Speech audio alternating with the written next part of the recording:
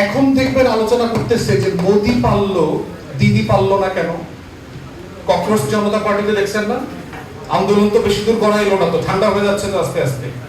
এখন সবাই মিলে আলোচনা করতেছে এই বাংলার কিছু গান্ডু সিনিয়র আর ওই বাংলার কিছু গান্ডু, দুই গান্ডু মিলে দুই দালাল মিলে আলোচনা করতে পারতেছে এই পারে মোদি পারলো, ওই পারে দিদি পারলো না কেন। মানে আপনি মনস্তত্ত্ব চিন্তা করে দেখেন, তাহলে সাংবাদিক ভাই বোনদের দায়িত্ব কি?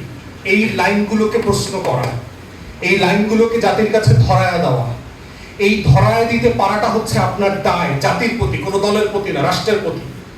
এই জন্য কন্টিনিউয়াসলি ক্ষমতাকে চ্যালেঞ্জ করা, জনগণ সাপেক্ষে, বাংলাদেশ সাপেক্ষে, আমাদের স্বাধীনতা সাপেক্ষে। দয়া করে কথা বলবার সময়, লিখবার সময় জনগণ ছাড়া অন্য কারো স্বার্থ মাথায় রাখবেন না, দেশের স্বার্থ ছাড়া অন্য কারো স্বার্থ মাথায় রাখবেন না। যেখানে যেখানে আমাদের অথবা আমাদের সাথে যাদের ভালো সম্পর্ক আছে তাদের ন্যায্য সমালোচনা করা দরকার, সার্টেনলি করতে হবে। যেটা রাজীব ভাই কারেক্টলি বলেছে, আসলে প্রশংসা করার থেকে হচ্ছে দায়িত্ব পালন করেছেন। এই দায়িত্ব পালন করাটা কি 24-এ আমাদের কাছে বেশি অতিরিক্ত মনে হচ্ছে কেন? আওয়ামী ফ্যাসিবাদের কারণে। কারণ 17 বছর সাংবাদিকরা তাদের দায়িত্ব পালন করেন নাই।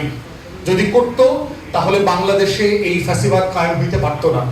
জুলাইতেও আমাদের তথাকথিত সিনিয়র কলামিস্ট, ডেপুটি এডিটররা কলাম লিখতেছে যে এইটাকে কোনোভাবে একটু ম্যানেজ করে ফেলা যায় কিনা।